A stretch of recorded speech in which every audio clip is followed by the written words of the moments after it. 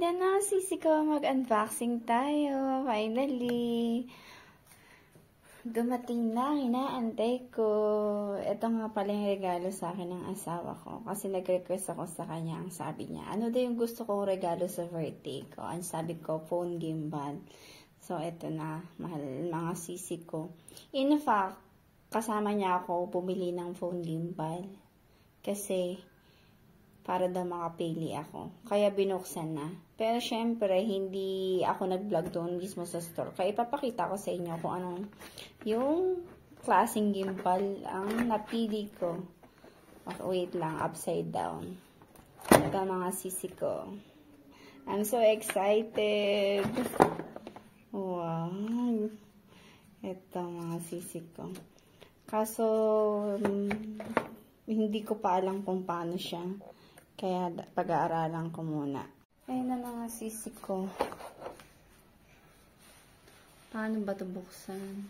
Ay, dapat pala hiniram ko yung phone ng asawa ko.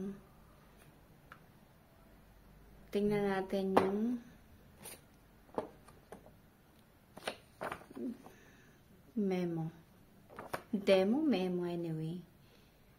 Zoom, rocker, single press to switch stabilize mode, double press to go back to the previous mode. Press and hold the insert standby mode. Press single photo, take photo, film, double press.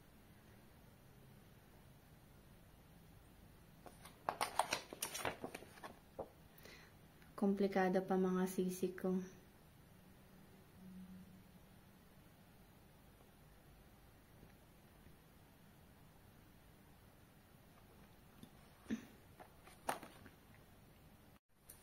So, ano pa tayo nasa loob?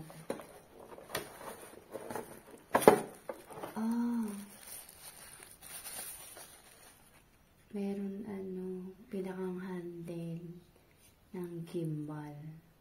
So, yun nga mga sisi ko, meron pang isang handle ng gimbal. Kasi maliit lang siya, diba?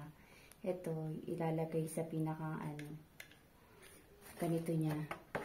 Para humaba. Ayan. Na nga mga sisi ko, na pag-aralan ko na sa manual kung paano siya ikakabit. Siyempre, una, ang gagawin natin, ikabit natin itong stick para humaba siya. Ikot lang natin siya para malak. Ayan mga sisi ko, nakikita nyo ba? Ayan, iikot lang natin yan. Tapos ngayon, second step, nakikita nyo to. Bubuksan natin yan.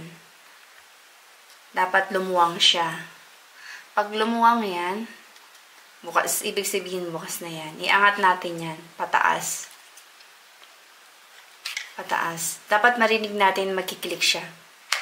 Yan, narinig nyo ngayon. Pag nag-click na siya, i-close natin siya pabalik. Ayan, diba? Ayan, na-close natin. Susunod nating step na gagawin. Kapag nakalock to,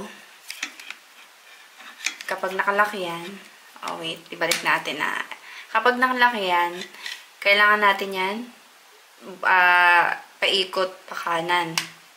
Yan. Para, ang purpose yan, para gumalaw yung cellphone kapag inilagay na natin.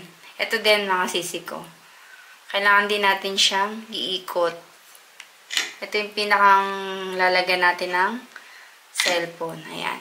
As kung nakikita nyo mga sisi ko. Tapos pag maglagay ng cellphone, kailangan itong pinakang camera, ayan, nakalagay dito sa may gitna, sa taas ng ilaw. Ayan mga sisi ko. Dapat make sure nating balance. Ayan, nakabalance. Nakabalance na nga ba mga sisi ko? Ayan, nakabalance na. Ilagay na natin. Dapat balance yan ha. Ngayon, hanapin natin yung pinakang button. Ito mga sisi ko. Ito yung button. I-click natin yan. Ididiin mo lang yan ng matagal. Tapos pag makita mo yan, dapat mag-green yan. Ayan, automatic. Nag-rotation na siya. Ayan, mga sisi ko. See? Pero, dapat, yung po nakabukas. Sorry ha, automatic nag-ano yung phone ko. Nagsasarada. Wait lang. Lagyan lang natin ng password. Ayan. So, yan ang mga sisi ko. Gumagana na siya. Ngayon, punta tayo sa camera. Ayan ang sisi ko.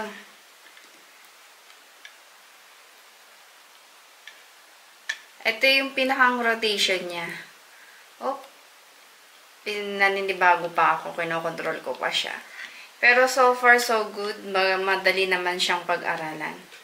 Pinag-aralan ko lang siya ng mga 10 minutes. Nakuha ko din. Ayan, mga sisi ko. So, nagustuhan nyo ba mga sisi ko?